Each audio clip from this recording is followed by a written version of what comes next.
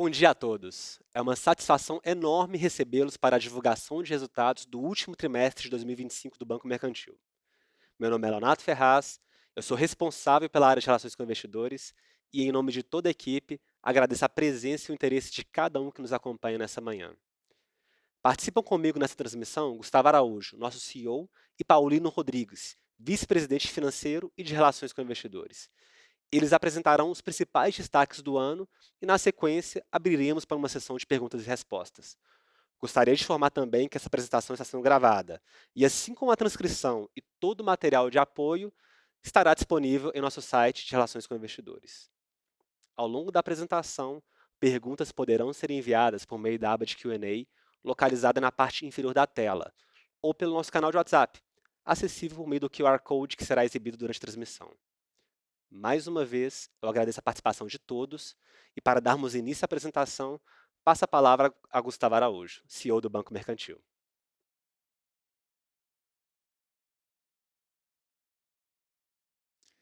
Bom dia a todos e obrigado pela atenção. Apresentamos hoje os resultados do quarto trimestre de 2025 do Banco Mercantil, com resultado recorrente pela primeira vez de mais de R$ 1 bilhão, com retorno sobre patrimônio líquido de 43,5%, sem dúvida nenhuma, um dos maiores da indústria. O lucro trimestral também foi recorde, já é o 13º trimestre consecutivo de lucro recorde, em R$ 271 milhões, conforme a gente captura paulatinamente os ganhos de escala do banco e mostra a capacidade estrutural do banco de apresentar excelentes resultados, independentemente de ciclos econômicos. Bom, aqui a gente falou do resultado recorrente, mas em relação ao acordo histórico que o banco fez com a PGFN, que resolveu 96% da contingência fiscal do banco, será abordado um pouco mais de detalhe mais adiante pelo Paulino, também com excelentes notícias em relação à absorção do crédito tributário constituído e também em relação ao sucesso do aumento de capital privado. Hoje aqui também vamos passar por pontos estratégicos, vamos passar por diferenças competitivas e entregas relevantes do nosso time ao longo do ano, provando também a nossa capacidade de execução do Banco Mercantil para essa nossa grande tese inspiracional, que é ser o maior banco desse ecossistema 50+. Do público que mais cresce no Brasil, o Brasil está envelhecendo, a gente está observando a inversão da pirâmide etária e o final do bônus demográfico. E se a gente observar um pouquinho mais sobre esse público, a gente observa que ao longo da vida dos 50+, 49% dos clientes chegam a tomar um empréstimo consignado, os outros 51 são poupadores que também ajudam aqui no mercantil com as carteiras de funding. 95% desse público já é bancarizado, então o banco tem que apresentar uma proposta de valor superior aos bancos que esse público estão acostumados.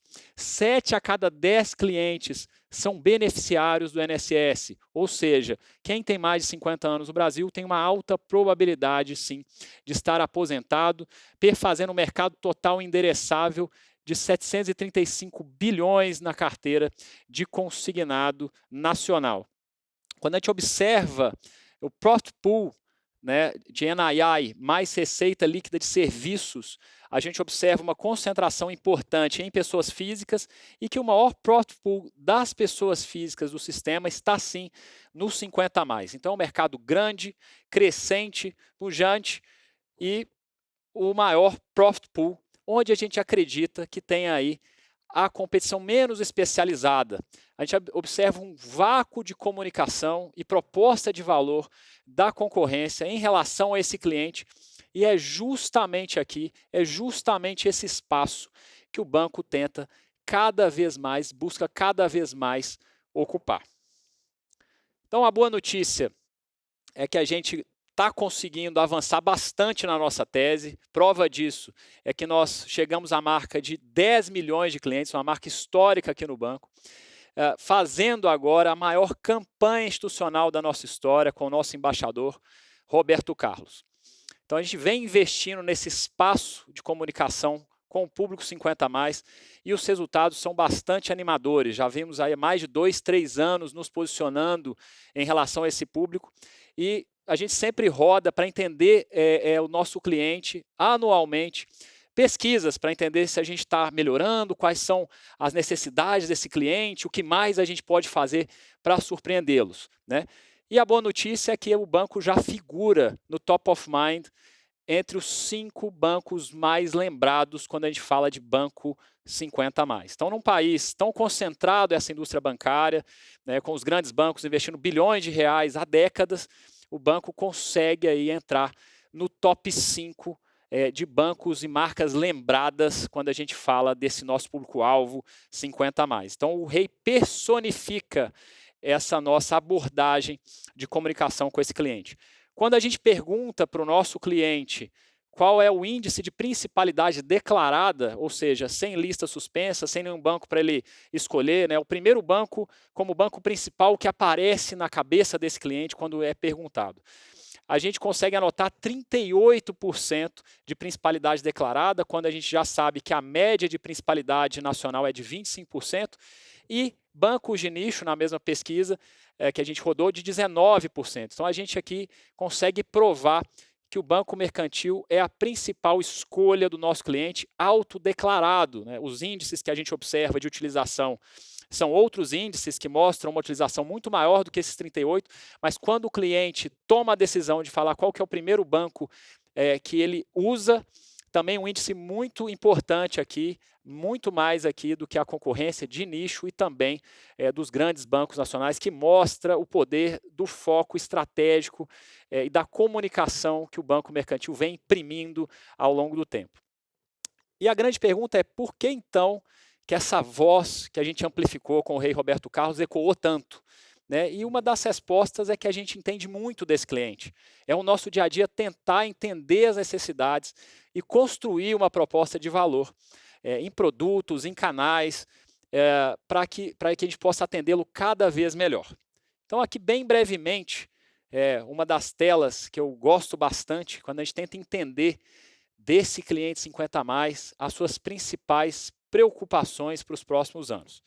Então, aqui na coluna da esquerda, a gente tem, e aqui ele pode responder, são 2.000 respondentes aleatórios, uma pesquisa estatisticamente válida, então aqui só para contextualizar, e o que o cliente pode responder mais de um item, por isso que a somatória não vai dar 100%. Né?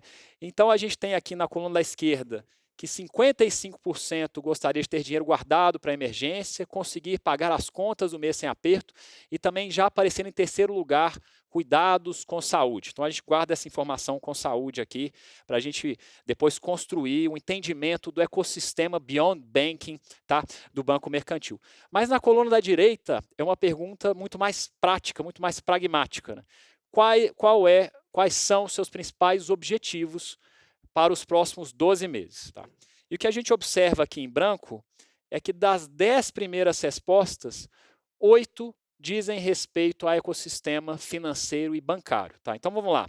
Primeiro, economizar, diminuir gasto, ter uma renda extra, quitar dívidas, organizar minhas finanças pessoais, criar e manter um fundo de emergência, aprender sobre educação financeira, planejar minha aposentadoria, começar a investir. Né? O que faz com que a gente tenha certeza de que o consolidador de experiência desse cliente 50 a mais tenha que ser sim uma instituição financeira, um banco. Essa é a principal dor, a principal preocupação desse cliente.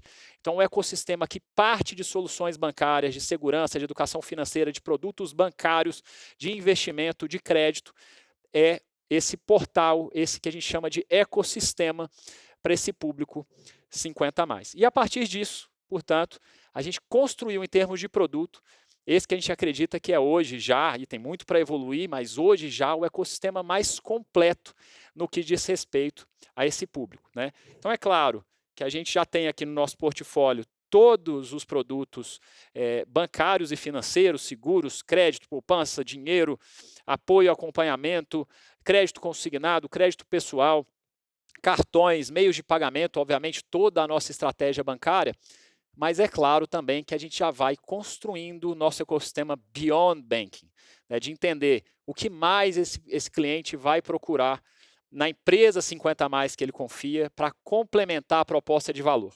Né? E como a gente viu, o banco é o principal a principal empresa que esse público vai procurar para atender suas necessidades, e aí a gente tenta em One Stop Shop levar uma série de vantagens, de descontos e assistências conforme a gente vai entendendo qual é a próxima necessidade desse público, né? Então a gente começou, vocês lembram lá, o terceiro preocupação do público, saúde. A gente começou esse ecossistema com saúde, nossa assistência à saúde, e a gente foi entendendo todas as outras necessidades e complementando esse ecossistema com moradia e gastos do lar, com educação financeira, com bem-estar e academia, com odontologia, com pet. A gente foi montando e a gente está seguindo montando com a parte funeral de legado, todo esse ecossistema para que o cliente possa cada vez mais escolher aqui o banco mercantil como o seu banco principal.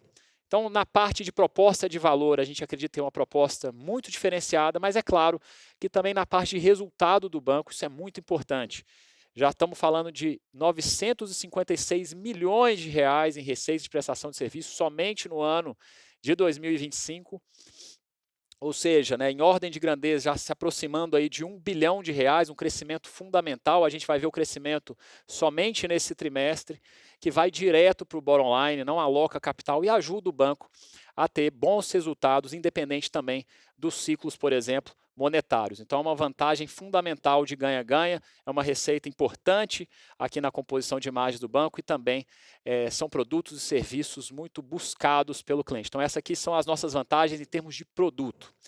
Quando a gente pensa em canal, esse cliente também tem peculiaridades importantes quando a gente pensa no canal. E o canal é tão importante porque essa indústria de colateralizados tem normalmente um custo marginal de distribuição muito alto. E a gente tenta, então, dominar esse canal com canais próprios.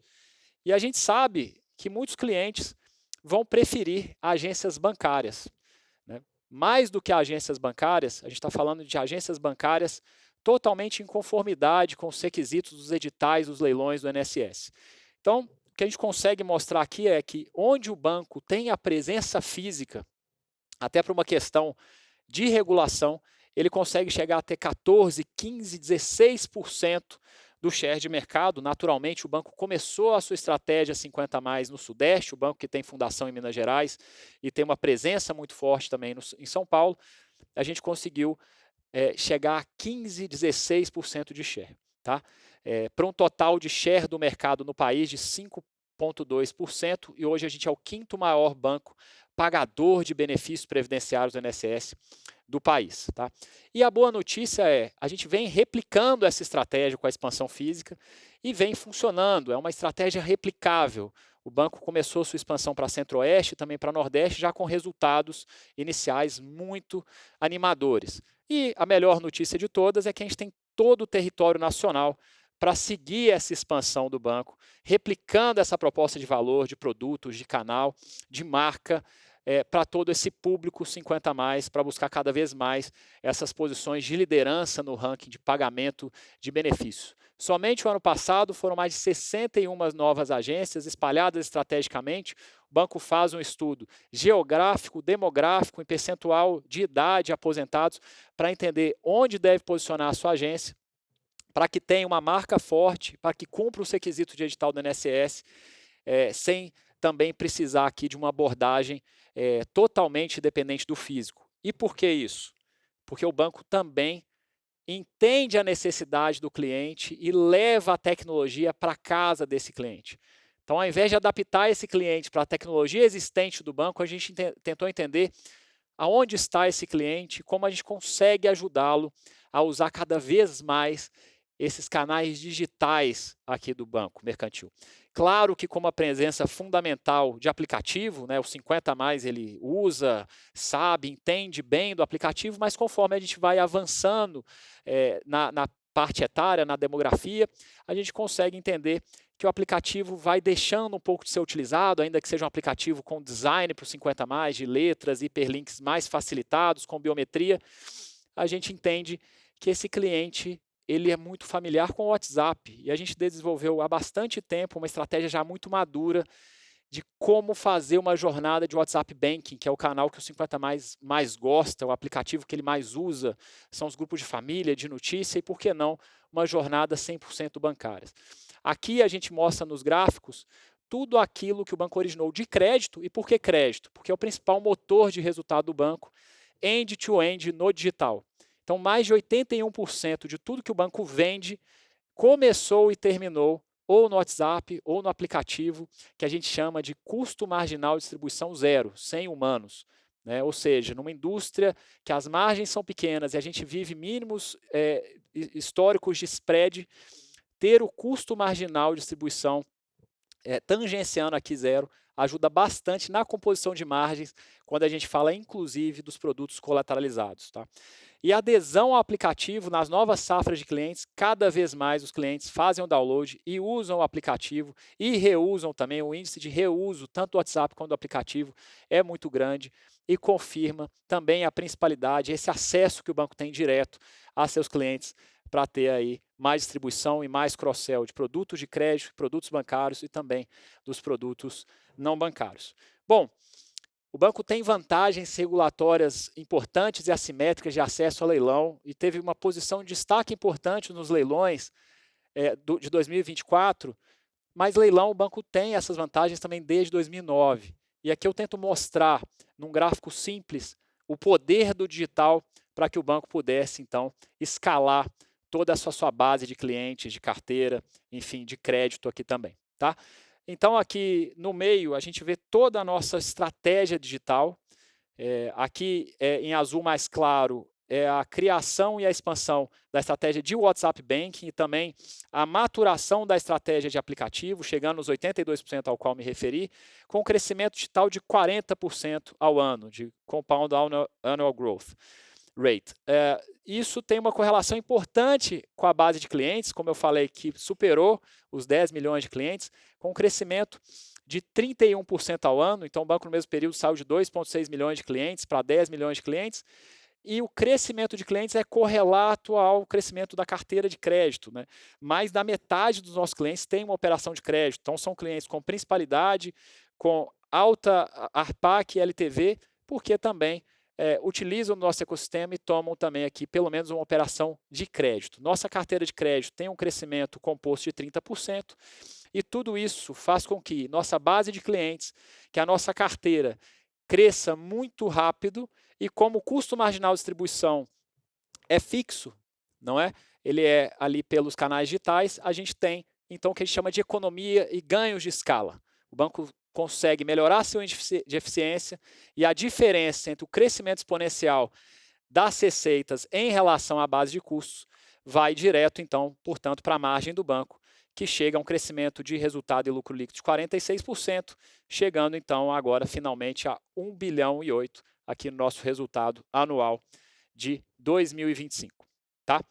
Bom, a gente falou bastante do Público 50+, mas eu também gostaria de falar dessa grande oportunidade de mercado, que é o consignado privado. Bom, então, estrategicamente, o banco escolheu, a gente quer ser o melhor ecossistema com foco do 50+, em comunicação, em marca, em voz, em produto, em ecossistema, mas a gente tem algumas vantagens importantes. Né? A gente entende bem da operacionalização de data prévia, de colateralização, a gente entende de canais digitais, de growth, né, compra de palavras em Google Ads, de Facebook Ads, de gestão de CAC.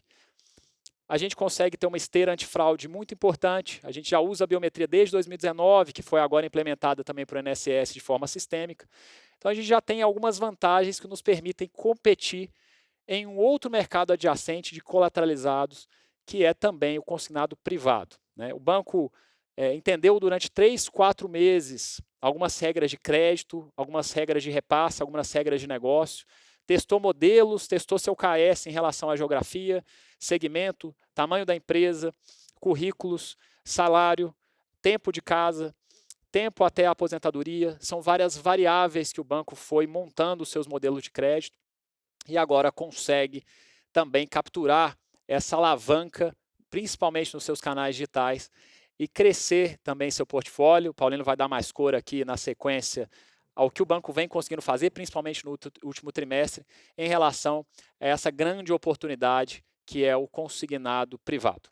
Numa carteira que pode chegar aí, de acordo com algumas estimativas, a 350 bilhões de reais. O banco está preparado, o banco foi um dos melhores jogadores em relação à antecipação do saque aniversário de FGTS.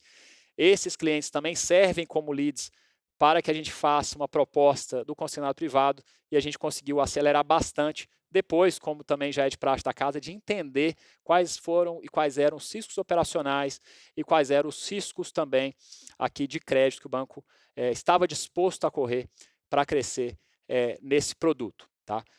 O que a gente observa é que o FGTS teve algumas legislações e regulamentações no final do TRI passado, que deve fazer com que esse mix caia e a gente mais do que substitua pelo mix aqui do consignado privado, de modo a acrescentar valor também ao portfólio do banco. Tá?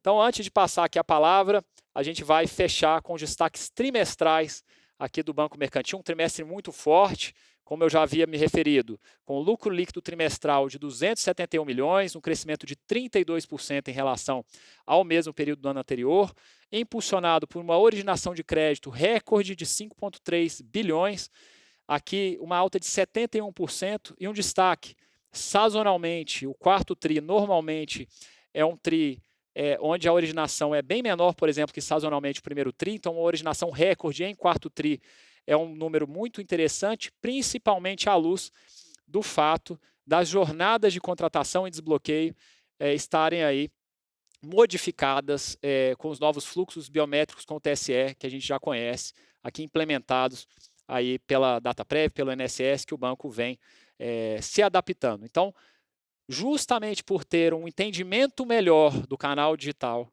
desse cliente já está acostumado com o nosso WhatsApp, com o nosso canal digital, por ele já estar acostumado a fazer biometria desde 2019 e por a gente também ter as agências físicas, que a gente conseguiu crescer bastante, 71%, enquanto a originação de mercado de consignados caiu mais de 50% quando a gente compara o mesmo período. Tá? Isso, claro, impulsiona a própria carteira de crédito do banco, que atingiu 23,7 bilhões, um crescimento expressivo de 39%. Em geral, o mercado pessoas físicas, recursos livres da série histórica do Banco Central cresce 8%, 9%, 10% ao ano, então é um crescimento que supera 4 vezes o crescimento de mercado e um crescimento muito puxado pela carteira de consignado e consignados no geral, que cresceu 55%. Como eu havia me referido, as receitas de prestação de serviço do nosso ecossistema de seguros e Beyond Banking cresceu 73% em um ano, atingindo 311 milhões no período, com ROA recorrente de 3,3%, uma queda marginal de 6 bips, que quando alavancado 11 vezes chega a esse ROI de 43,5%, um dos melhores da indústria, e também ao índice Basileia de 13,5%, também aqui depois, o banco segue bastante bem capitalizado, mesmo aqui depois do seu acordo histórico com a PGFN. Tá? A gente também vai mostrar que o índice Basileia também já está gerencialmente recomposto depois do sucesso da recomposição desse índice através do aumento de capital privado. Então, um trimestre e um ano muito fortes e expressivos que mostram que o banco segue aí a pleno vapor, capturando esse void de mercado e sendo aí um jogador líder nesse segmento de 50 a mais, que é o que mais cresce no país. Bom, para dar mais cor aqui, detalhes aos números, vou chamar aqui ao palco o nosso CFO, Paulino, para dar mais detalhe aqui de cada uma dessas entregas do banco. Muito obrigado. Paulino.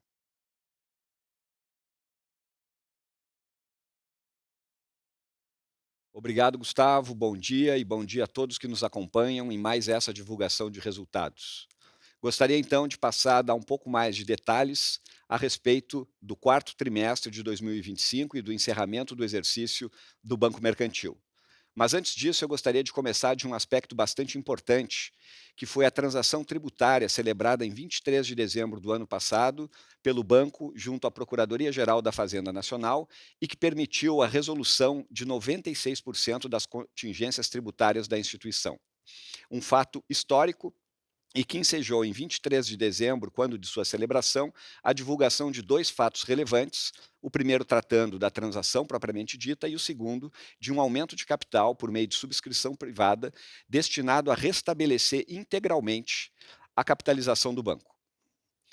Esses fatos foram inclusive objeto de uma conferência adicional junto ao mercado em 26 de dezembro, buscando, dada a complexidade do tema, esclarecer melhor a toda a nossa base de acionistas e analistas que nos acompanham a complexidade do tema. E o objetivo aqui é nós fazermos um fechamento desse tema. Então, o impacto do acordo propriamente dito, ele está ali destacado em 103 milhões de reais e ele já fora objeto da divulgação da conferência, melhor dizendo, realizada em 26 de dezembro. Entretanto, tivemos, numa perspectiva contábil, alguns efeitos de segunda ordem. O primeiro deles, nós tivemos que reverter o JCP até então provisionado no exercício, o que redundou em um impacto não recorrente de 131 milhões de reais, e a base tributária que passou a ficar negativa no exercício também não permitiu que nós fizéssemos uso de alguns benefícios fiscais, principalmente a lei do bem, que é o efeito adicional destacado em azul ali do lado esquerdo de 21 milhões de reais. Dessa maneira, portanto, nós temos a reconciliação do lucro líquido recorrente de 1 bilhão e 8 milhões de reais apresentado pelo Gustavo ao longo de todo o material até agora, e o lucro líquido contábil que os senhores e as senhoras encontrarão nas nossas demonstrações financeiras de 753 milhões de reais. Eu gostaria de frisar para aqueles que queiram mais detalhes sobre o tema que nós temos uma nota explicativa bastante detalhada, dando conta dessa reconciliação, e a nota explicativa número 18.8 das demonstrações financeiras hoje divulgadas pelo banco. Gostaria então de fazer alguns destaques que são bastante relevantes e que às vezes não são tão aparentes numa primeira leitura da transação tributária. O primeiro deles é que, do ativo fiscal que foi gerado a partir da transação tributária, que foi de um valor de 1 bilhão e 59 milhões de reais, 477,8 já foram utilizados no próprio exercício de 2025. Diferentemente de uma interpretação que eu escutei de alguns, de que nós teríamos o total da transação tributária a ser compensado em exercícios posteriores. É, na verdade, um pouco mais da metade. O segundo ponto é que o aumento de capital foi integralmente concluído, restando apenas a aprovação da autoridade monetária. Na semana passada, divulgamos fato relevante, dando conta disso.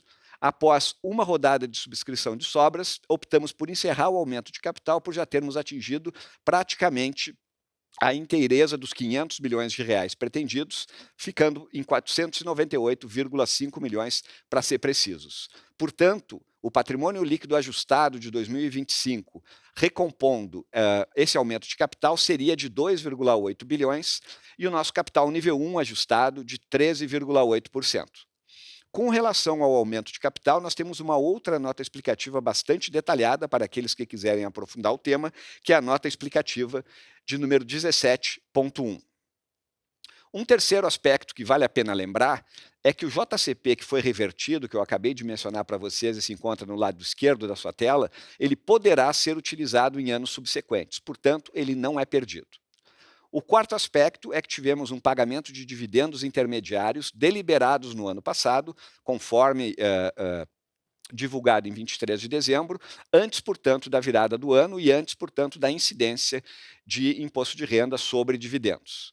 E, por fim, gostaria apenas de esclarecer que o retorno sobre o capital contábil é de 34,4% e o recorrente, que foi apresentado pelo Gustavo até aqui e eu mesmo apresentarei mais adiante, então, voltando com esses efeitos, é de 43,5%.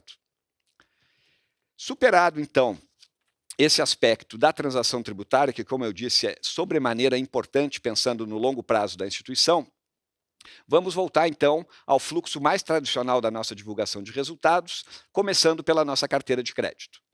Carteira essa que encerrou o exercício em 23,7 bilhões de reais, um crescimento de 39% em relação ao ano anterior, em um período em que o mercado como um todo cresceu 13,4%, daí, portanto, o nosso crescimento, conforme indicado do lado direito, de quase 3 vezes o crescimento do mercado pessoa física, recursos livres, na série do Banco Central do Brasil.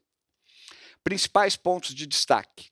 A nossa carteira de crédito consignado INSS, atingindo 14,7%, um crescimento na comparação anual de 37%, em um período em que o crescimento de mercado foi de 2%. Em grande medida, sabemos, por conta de uma série de eventos que transcorreram ao longo do ano de 2025, muitas vezes afetando a oferta do produto pelo aumento da complexidade da biometria de outro lado, e também tivemos uma série de participantes de mercado que, por uma razão ou outra, acabaram suspensos por algum período de tempo. Então, isso, claro, permitiu que nós ocupássemos um espaço de mercado maior, mas não apaga a performance do banco em recuperar, e a gente vai ver a originação de crédito na sequência, muito rapidamente os fluxos de originação existentes até então, mesmo com as dificuldades de processo adicionais provocadas pela exigência da biometria. No crescimento quarter contra quarter, o mercado cresceu 0,1%, para que a gente entenda, enquanto o banco cresceu 8,9%. Então, a nossa capacidade de recuperação e de manutenção dos níveis de originação da carteira de consignado INSS, que é a principal do banco, é um dos grandes destaques do ano, e em particular do quarto trimestre. Falando um pouco agora de um outro destaque importante, que é a carteira de crédito pessoal sem garantia, o chamado CP, conforme indicado na barrinha cinza do gráfico do seu lado esquerdo, que fechou o ano com 3,2 bilhões de reais, um crescimento de 32%, um crescimento bastante interessante. Essa é uma carteira que ela não é simples de crescer com qualidade, e no mesmo período o crescimento do mercado na comparação anual foi de 18,9%. Então aqui, de novo, o banco crescendo expressivamente acima do mercado e ganhando participação. Um outro destaque que eu gostaria de fazer é a nova carteira do consignado privado. Então, esse é um produto que foi lançado no segundo semestre do ano passado. O banco começou a operar esse produto com bastante cuidado, buscando conhecer os aspectos operacionais de um produto novo, o que é natural. Já no terceiro trimestre, essa carteira começou a adquirir uma relevância, encerrando com 1,2 bilhões de reais, e esse crescimento seguiu controlado, mas já ganhando um espaço suficiente para ganhar um espaço nas nossas barrinhas aqui, atingindo os 2 bilhões de reais no quarto trimestre do ano. O produto não existia no mesmo período do ano anterior, por essa razão, não trazemos aqui um crescimento. Vale destacar que é uma carteira que tem características distintas, o processo operacional ainda um pouco truncado, ele enseja uma inadimplência um pouco mais alta, porém, a NIM, como nós veremos mais adiante, ela também é mais alta, de tal maneira que os economics do produto funcionam bastante bem, dados os níveis de retorno que nós buscamos entregar para o nosso acionista, e a gente vai falar um pouco sobre isso depois. Complementando aqui, gostaria de falar um pouco sobre a nossa carteira de saque aniversário FGTS, que, conforme já antecipado em trimestres anteriores, ela vem reduzindo aos poucos, e as mudanças regulatórias havidas recentemente, acreditamos que tornaram impossível a retomada do crescimento dessa carteira. Há pleitos para que isso seja alterado e parte dessas decisões sejam revertidas, mas até aqui o processo que nós temos é esse processo que nós podemos falar quase de um runoff da carteira, que encerrou o trimestre e o ano com 2,6 bilhões. Uma carteira de bastante qualidade, que vai sendo em alguma medida substituída pelo consignado privado, porém com características distintas. No FGTS a gente tem uma inadimplência basicamente de zero, porém temos uma taxa mais baixa. No consignado privado temos uma inadimplência muito vinda ainda das dificuldades operacionais que esperamos sejam sanadas no futuro, mais elevada, mas também temos uma taxa e, por conseguinte, uma margem, uma NIM mais elevado. Essa dinâmica a gente vai mostrar como é que ela se desenvolve na sequência da apresentação.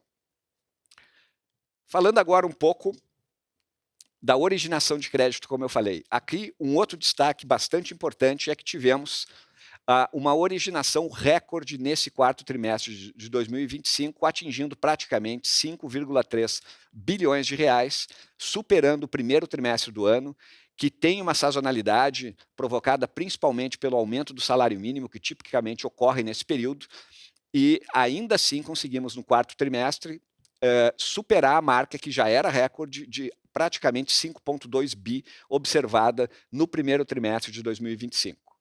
Isso puxado pelos créditos consignados, que aqui aparecem agrupados, com mais de 4,4 bilhões de reais, também aqui uma originação recorde considerando o período, praticamente dobrando, atingindo 96% em relação ao mesmo período do ano anterior.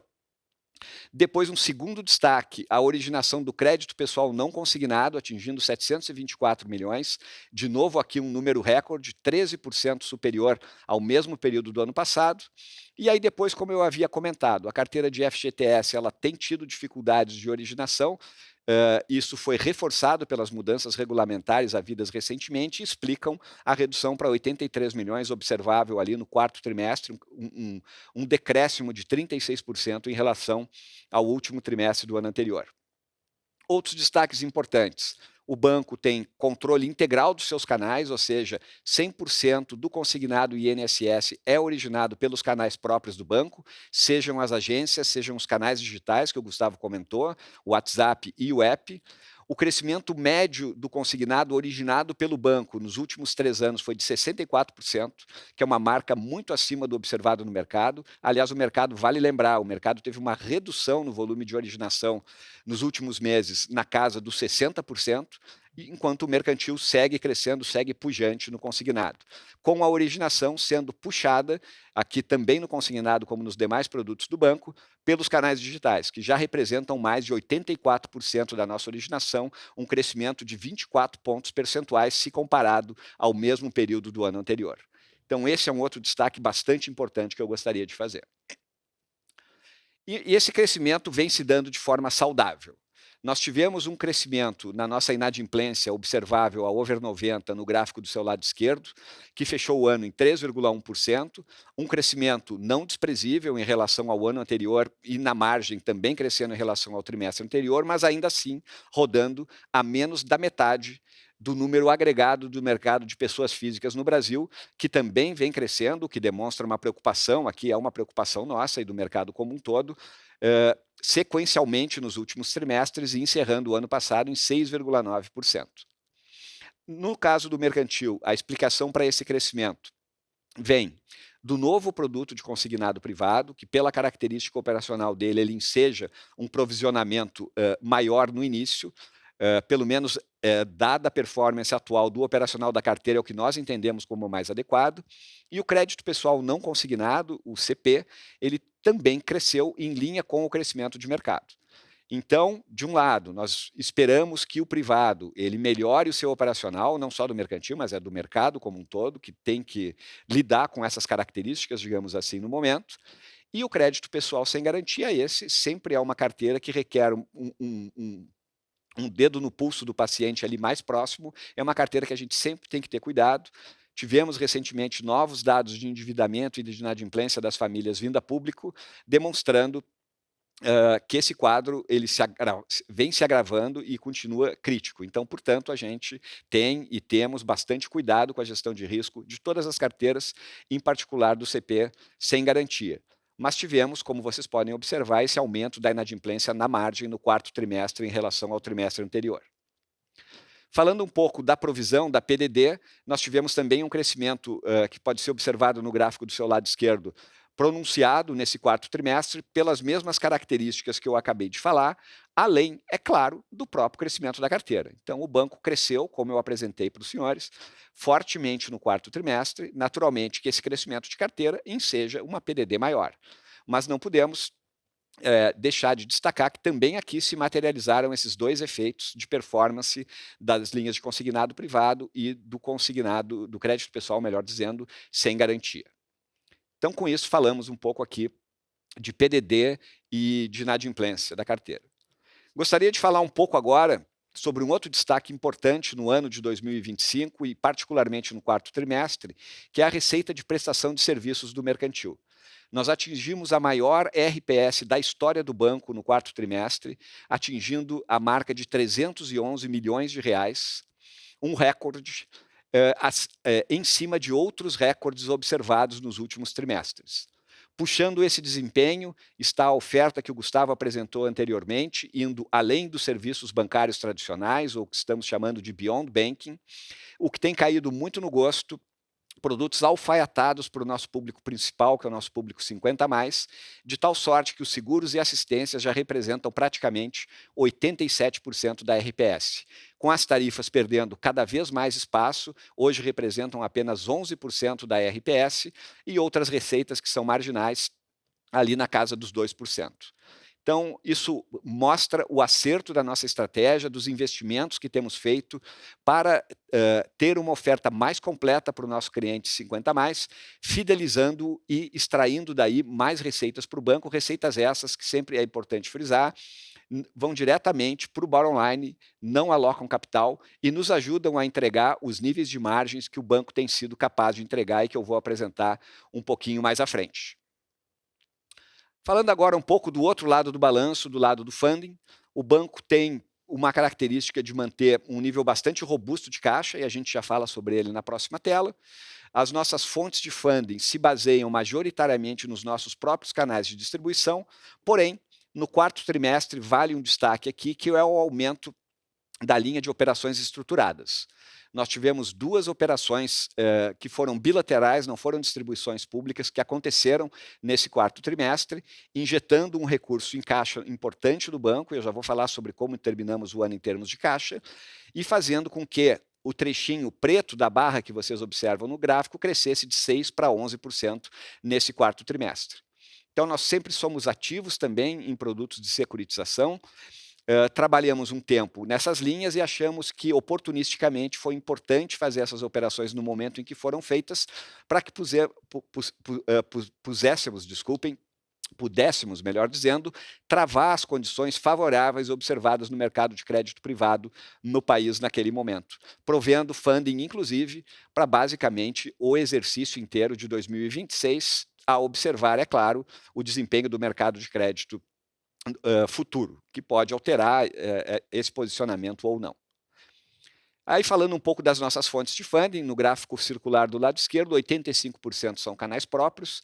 Isso é uma característica e uma fortaleza do banco, onde os próprios clientes e INSS provêm uma base bastante pulverizada de 16% do nosso passivo.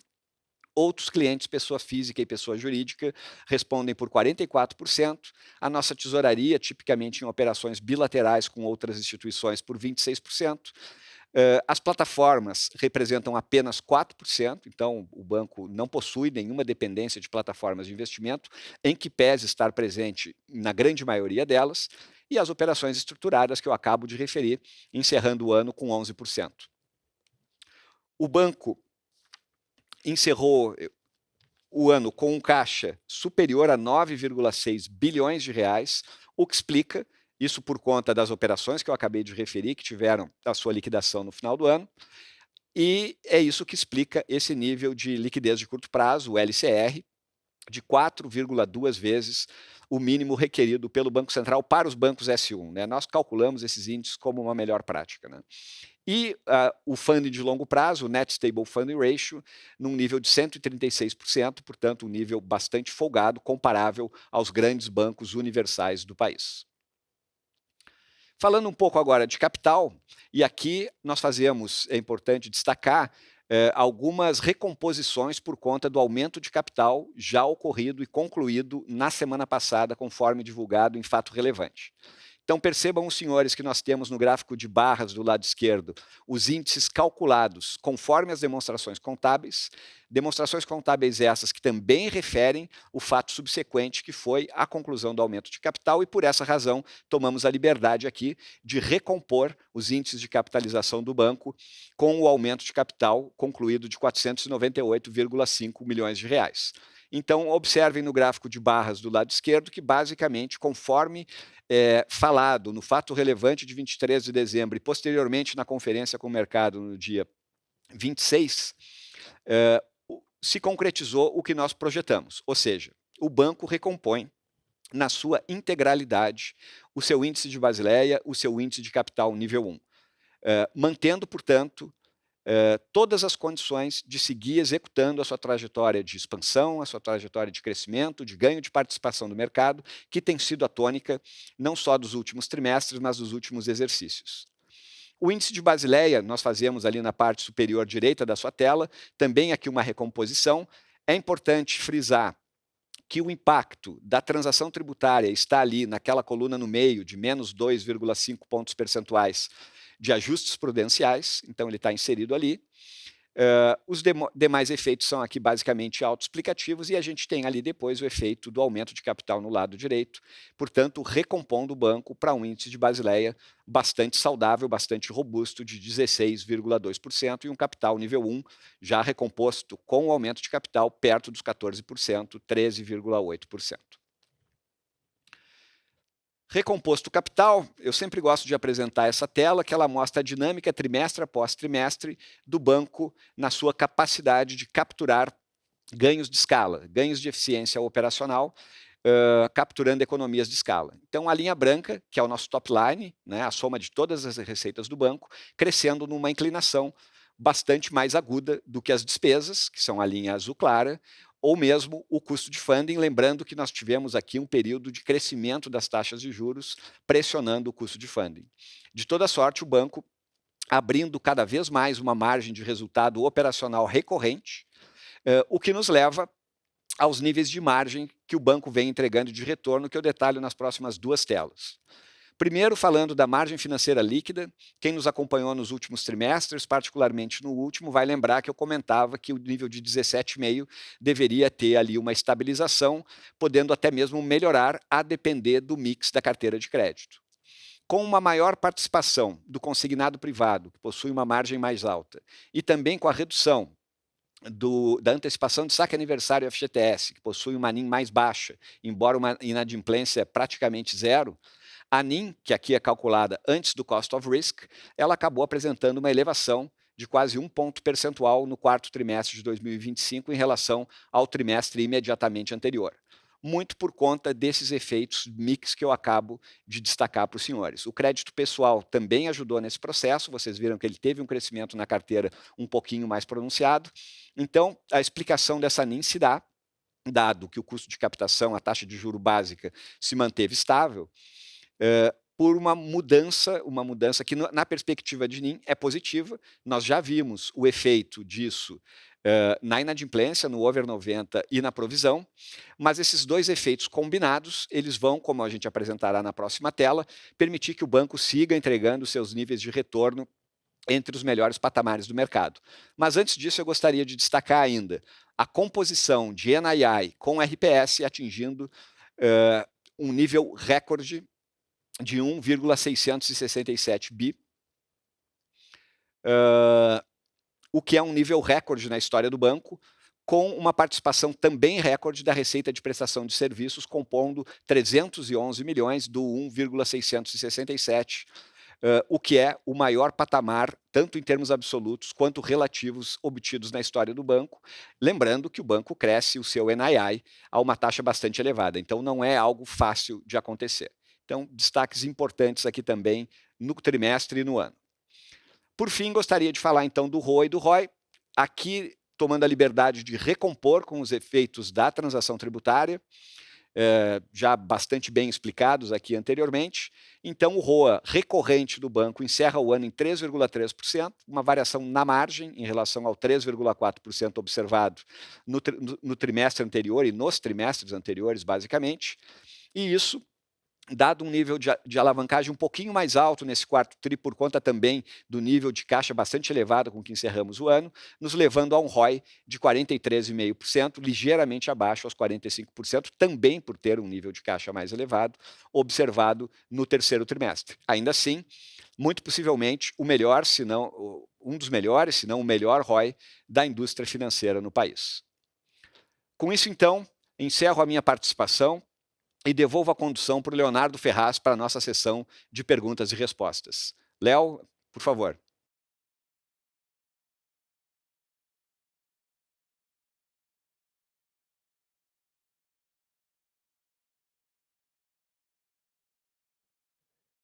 Muito obrigado, Paulino.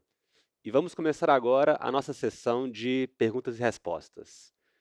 Bom, nós recebemos algumas perguntas. Eu vou começar com uma aqui falando sobre o consignado privado.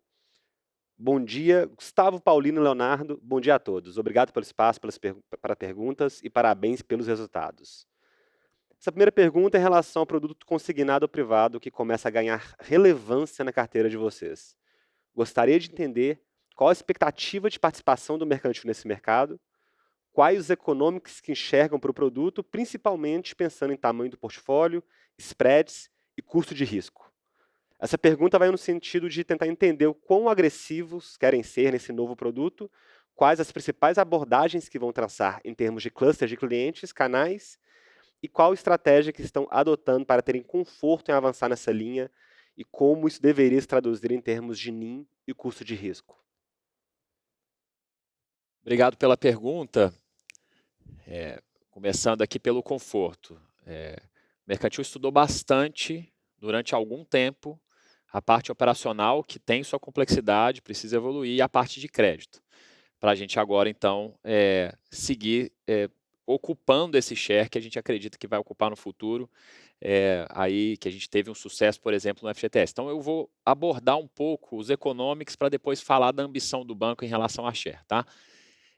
Então, em relação a economics, primeira resposta, a gente acha que é muito positivo, tá? Hoje, como produto novo, é um produto que traz uma simetria de retorno importante, tá? Quando a gente entende a questão do tamanho de mercado, das taxas que estão sendo praticadas e da perda esperada num arranjo colateralizado. Então, a gente está bem animado, que como todo início aqui de produto, com um mercado muito grande, a gente consegue cherry pick no crédito, escolher os melhores clusters, os melhores grupos, para que a gente tenha um retorno assimétrico que ajuda a diversificar a nossa estratégia, ajuda a crescer o banco. Como se dá essa adição econômica positiva no nosso portfólio? De maneiras um pouco diferentes do que a gente está hoje acostumado. Então, pegando, por exemplo, a carteira de antecipação de saque aniversário de FGTS. Por que eu estou começando com ela? Porque ela é uma proxy importante do fair share do mercantil e do que a gente já fez no passado. Essa carteira, com mudanças regulatórias, ela tende a diminuir. Mas é o mesmo público que a gente consegue vender o consignado privado, tá? Então, só nessa troca aqui, o que a gente vai observar? Um produto que tinha a taxa muito menor, portanto, a NIM muito menor, a NIM antes de risco, a NIM bruta, que é a que a gente divulga, e trocar para um produto que tem a NIM muito maior, mas tem um custo de risco maior, principalmente nesse início, onde a gente tem de entender principalmente aspectos operacionais, tá? Então, o que a gente pode ver só nesse balanço é o aumento na margem da NIM do banco em relação a essa troca de mix, mas também um aumento direcional de over 90 por mix e também do custo de crédito. Quando a gente observa o custo de crédito em relação a essa dinâmica, a gente tem que entender outros aspectos no tempo, né? Essa perda esperada para um produto hoje novo, ainda que ele tenha no mercado aí vai fazer quase um ano, mas para o mercantil a gente teve o conforto de acelerar agora, principalmente no último trimestre, essa perda esperada, ela vem através do custo de risco de crédito de uma maneira acelerada, enquanto o acrue dos juros ele vai acumulando ao longo dos períodos, tá? Então, uma dinâmica interessante que a gente vai observando, mas que adiciona muito valor na medida em que a gente tem, na margem, um aumento de NIM maior do que esse custo de crédito, quando a gente observa a vida dessa operação, tá? Então, essencialmente, a gente acredita muito como uma alavanca de diversificação para o banco mercantil, para outros players também, e quando a gente observa o tamanho que o banco pode chegar nisso, só para a gente dar um exemplo, e conforme a gente tiver conforto aqui nas políticas e modelagens de crédito, no FGTS a gente chegou a ter 15% do mercado, tá? Não estamos falando que vamos ter 15% desse produto, é apenas uma proxy lá atrás. Hoje o mercantil roda 4, 5, 6% desde que entrou da originação média de mercado, e a gente ainda está entendendo quais os clusters, segmentos, clientes, empresas, qual o tamanho, qual o turnover, para que a gente possa calibrar nossos modelos para crescer de uma forma que adicione valor para o portfólio. Só dar um exemplo rápido dessa complexidade operacional do produto, como a gente tem averbação, escrituração e repasse, basicamente a gente tem 90 dias até receber a primeira PMT de um cliente, tá? Então, um cliente que troca o vínculo empregatício, ele pode estar empregado com o vínculo ativo, a empresa dele ter escriturado e estar pagando a guia de FGTS em dia, ou seja, adimplente. Mesmo assim, esse cliente, quando ele troca, para o banco que emprestou, ele vai ficar 90 dias sem pagar uma parcela, só numa troca de vínculo.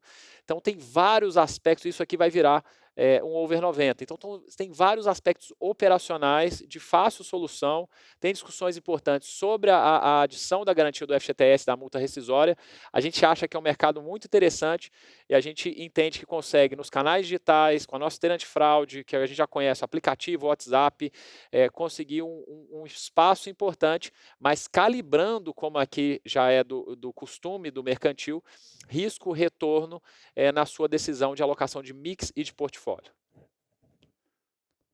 Obrigado, Gustavo.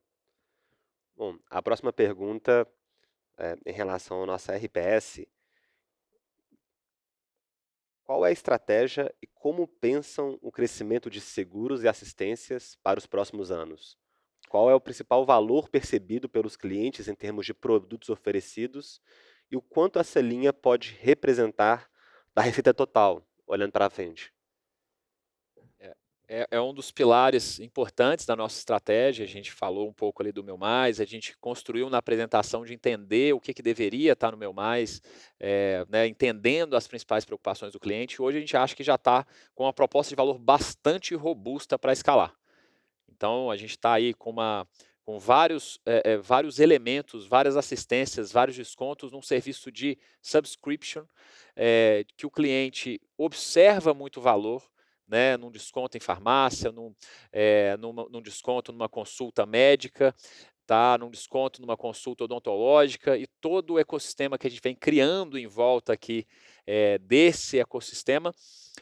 E a gente só está no começo, né? Se não me engano, esse é um produto que a gente tem um CAGR aí de 70%, tem um espaço importante para crescer na base de clientes, né? A gente estava testando e maturando preços e produtos, utilização, engajamento, redução de churn, então a gente está bem satisfeito agora com a maturidade, não que não tem espaço para colocar novos produtos, novas tecnologias, novas funcionalidades, novos aprimoramentos no Super App consolidador disso tudo, que sai agora na sequência, mas estamos bem animados para vender isso aqui dentro da base de clientes, do mercantil de 10 milhões de clientes, e também para novos clientes aí, que possam ser adquiridos através dessa proposta de valor.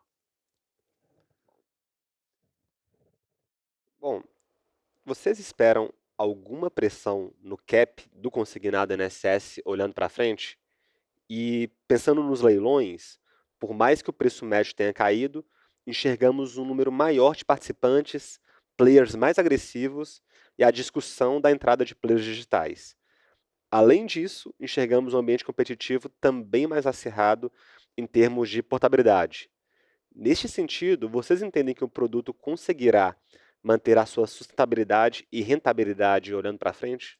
Eu vou começar brevemente de leilão e o Paulino me ajuda aqui com o spread do consignado, dando só um pequeno início aqui nessa questão. Mas em relação aos leilões, de forma muito clara, tivemos muitos participantes entrando, isso já é recorrente não só nesse último leilão, mas a cada leilão a gente tem mais participantes. O que a gente observa na prática é que grande parte desses participantes estão comprando a opcionalidade de um dia poder pagar benefícios previdenciários. Tá? Grande parte não está executando esses pagamentos. Tá? E aí lembrando que para pagar um benefício você precisa de cumprir os requisitos do edital do INSS, principalmente também em relação à presença física, à conformidade de agências. Então tem uma série de complexidades que o mercantil já tem uma maturidade estratégica muito importante, por isso é um pagador fundamental. Então a competição ela é e sempre será bastante acirrada, mas a gente consegue executar muito bem o leilão e também executar aquele nosso direito de tomar share da concorrência. Então, pelos dois fatores, a gente vem crescendo cada vez mais.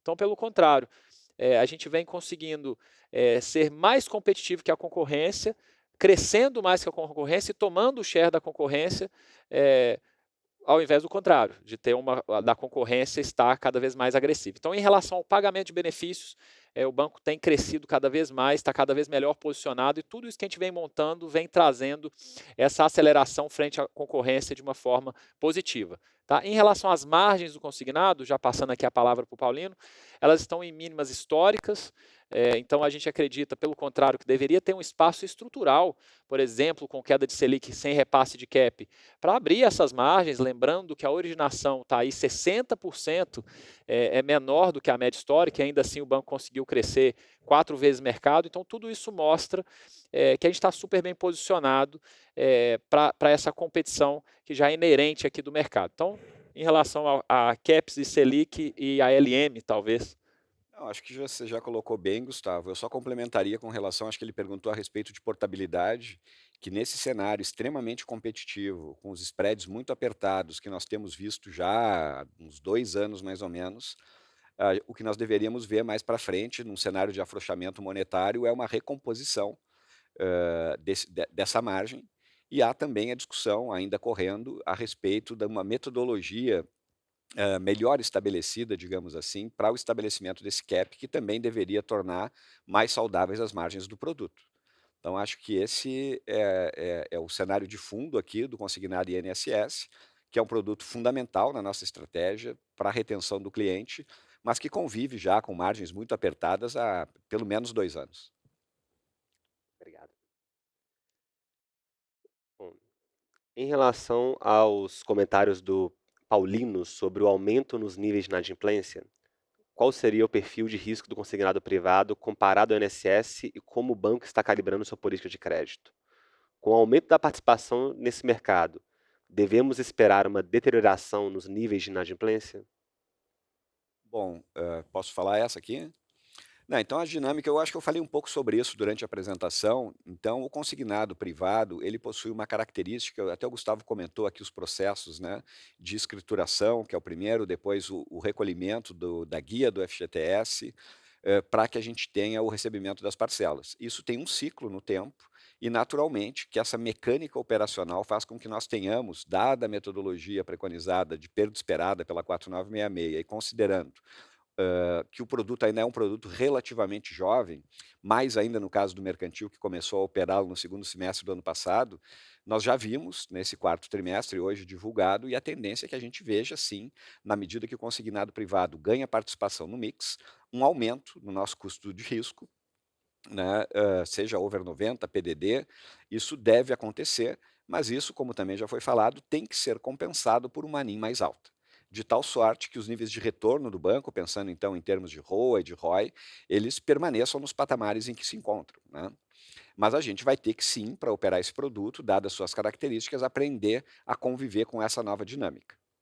Tá? Então, eu acho que assim, dentro do que a gente pode falar aqui, sem dar guidance, é a perspectiva que a gente tem para os próximos trimestres. Claro que vai depender da velocidade de crescimento do produto, é um produto novo, então não é um produto que a gente conheça tão bem, mas nós vimos já nos dados divulgados em janeiro pelo Banco Central a originação mensal recorde do produto. Então, entendemos aqui que há um potencial, conforme apresentado pelo Gustavo, para crescimento de mercado e para que nós capturemos um fair share, digamos assim, que nos permita crescer o produto, mas a dinâmica de balanço, claro que a gente monitora isso continuamente para garantir os níveis de retorno esperados pelos acionistas, que isso transcorra e seja uma boa alavanca de crescimento ao longo de 2026.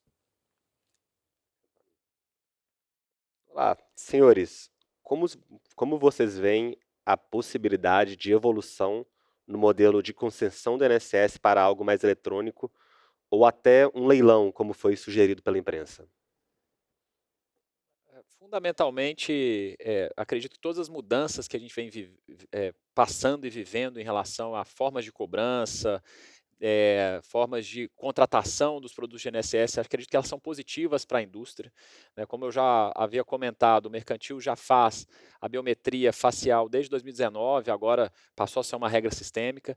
A forma que foi implementada, que são com bases seguras do governo federal, portanto, bases cadastrais biométricas do TSE, a gente ainda precisa evoluir, tá? Mas todas essas mudanças são no sentido de melhorar aspectos da indústria, aspectos concorrenciais. Então, ainda que tenha, nesse período, essa queda observada na originação pela complexidade de contratação, até por ser novo, a gente acha que no longo prazo isso vai melhorar transparência e competitividade. Em relação ao portal de leilão de taxas, vai na mesma direção. Né? Acredito que é transparente que um cliente possa entrar num portal, como é hoje na CTPS, e observar o banco que tem a melhor proposta de valor em prazo, taxa, condições, parcelas. Então, ele consegue ali comparar as ofertas nesse portal que está sendo aí estudado. Tá? O que a gente observa aqui no banco esse produto de consignado e portabilidade consignado do INSS, primeiro, ele já foi regulado desde 2003. Né? A gente tinha 93 jogadores, agora 63, então temos bancos digitais, financeiras, bancos incumbentes, bancos de nicho. Então é um produto já muito disputado. Né? E essa disputa, muitas vezes, já é através, por exemplo, da taxa, que é esse mercado de portabilidade já bem regulado, que passa pela CIP, que tem os dias para a defesa, para a gente oferecer uma proposta melhor. Então, a gente não está vendo preocupação hoje dessa listagem para que o cliente escolha a sua melhor taxa. A gente acredita que isso é importante para o cliente, mas a gente observa isso no contexto de proposta de valor, onde o cliente tem que escolher o melhor canal, físico ou digital, o banco que ele tenha mais afinidade com marca, no nosso caso aqui um banco de 80 anos, e de entender não só a oferta do consignado, da portabilidade, mas todo o cross-sell, a transferência de benefício, a principalidade do domicílio bancário, e hoje o Mercantil é um dos poucos bancos com acesso a todos esses benefícios previdenciários, ou seja, consegue fazer uma proposta para que o cliente traga a principalidade, traga o seu relacionamento, e acaba funcionando, se legislado aqui para frente e regulamentado, também como uma nova forma de aquisição de leads e de clientes. Então, acho que todas essas mudanças vão ser bem positivas e benéficas, e para a gente que está preparado, focado, a gente estuda isso, a gente tenta entender os impactos e o principal, ser mais rápido, mais efetivo e ter uma proposta mais interessante na perspectiva do cliente, que é a concorrência. Bom, pessoal, a gente já vai caminhando para o final da apresentação. Eu vou fazer uma última aqui relacionada ao privado. Como estão as tratativas para a adoção da FGTS e multa rescisória no consignado privado? E como essa medida altera o retorno ajustado ao risco do produto? Em relação ao cronograma divulgado pela Dataprev, o pedido e o que foi divulgado é que essas duas medidas entrariam em vigor, parece-me que ao final de abril. Né, isso já vem sendo discutido há bastante tempo pelas associações de classe, mudaria bastante a dinâmica do produto, mudaria o que a gente chama de, na metodologia 496, de loss given default. Então, a gente consegue, dado que esse cliente perde o vínculo empregatício, uma parcela importante para amortizar o saldo devedor. Então, a gente está acreditando que é uma medida que vai mudar bastante, lembrando que a Dataprev é a mesma, né, que faz todas essas mudanças para o produto considerado do INSS. Então, a gente também entende que tem aí a questão da capacidade mesmo de entregar projetos do mesmo órgão. A gente entende bastante bem a complexidade, até da banda de comunicação de rate limit que a gente tem com a própria Dataprev, que é o mesmo para os dois produtos, tá? A gente usa os mesmos dutos de comunicação, mas esperamos que saia, estamos apostando que saia, e seria bom para a indústria como um todo, seria excelente para a compressão de spreads, para aumentar a competição, a competitividade, mas a gente está preparado também para, caso isso não aconteça agora, que o produto tenha ainda assim econômicos favoráveis. Tá? Então, basicamente, são essas as nossas expectativas. Só um ponto fundamental, justamente para o mercantil entender bastante de todas essas questões da Dataprev, averbação, rate limit, repasse, que é toda uma skill de quem entende do consignado de INSS, a gente também acha que consegue operacionalmente ter vantagens assimétricas no consignado privado. Então, é uma correlação que parece pequena, mas é importante a gente entender como funciona o arranjo tecnológico dos repasses de consignação. Bom, nós vamos caminhando para o fechamento da nossa apresentação. Eu gostaria de lembrar que as perguntas que foram recebidas e eventualmente não tenham sido respondidas durante a sessão de hoje serão respondidas diretamente pela área de Relações com Investidores. Para qualquer dúvida adicional, fiquem à vontade para entrar em contato conosco pelos canais que estarão disponíveis aqui na tela. Por fim, agradeço a Gustavo, ao Paulino, pela apresentação e gostaria de desejar a todos que nos acompanham um excelente dia.